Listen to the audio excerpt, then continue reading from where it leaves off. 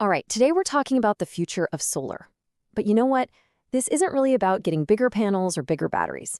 It's about something way more important, building smarter, tougher systems that can actually handle the real world. So, let's get into it. This might sound like a bit of an exaggeration, but it's really not. Solar tech has completely transformed into this intelligent energy network, but so much of the advice you find online is just stuck in the past.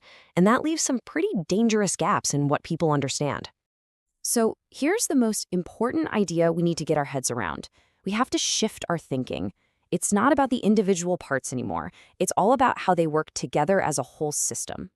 How they manage power, how they protect themselves, and this is the big one, how they fail safely when things inevitably go wrong.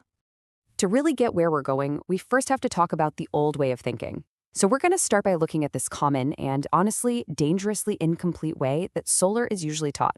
This is what I call the bigger is better myth. Yeah, if you've done any research on solar, this probably looks super familiar, right? More watts equals more power.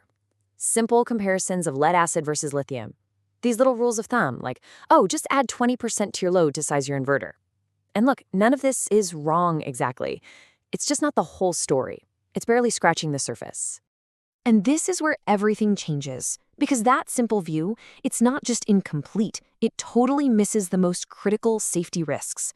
It focuses on how to plug things together, but it doesn't tell you what breaks, and more importantly, why it breaks. These right here, these are the silent killers of solar systems. We're talking about stuff like your charge controller getting completely zapped by too much voltage on a really cold but sunny morning, or a lithium battery's own safety system causing a total shutdown exactly when you need power the most. See, these aren't just component failures, these are system failures. Okay, so to really understand these risks, we've got to go a level deeper. We need to look at the fundamental physics that control how every single one of these parts works. Don't worry, this isn't about doing complex math, it's just about understanding the basic rules of the game. And it all starts right here, with the power equation. Power equals voltage times current. This one simple formula is literally the key that unlocks all of modern system design. Every single watt of power, whether it's coming from your panels or being used by your fridge, has to follow this law. So why does that little formula matter so much? Well, here's the magic trick.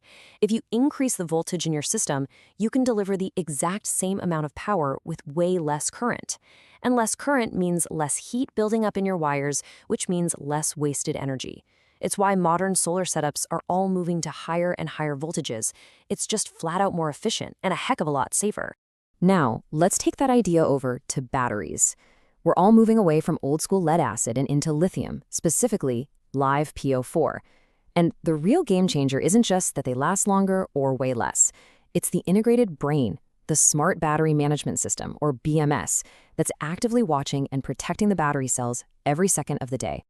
But here's the crazy part. That incredible safety feature, it can also be a massive point of failure.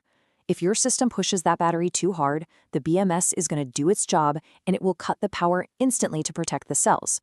And the result? Boom. A sudden total system blackout, even if your battery is 100% full.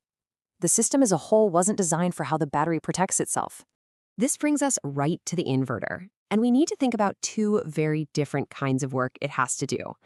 Think of it this way. Your continuous load, that's like a marathon runner, just steady power over a long time. But the surge load, that's the jolt you need to start a motor or a compressor. That's a sprinter, a massive, short burst of pure energy.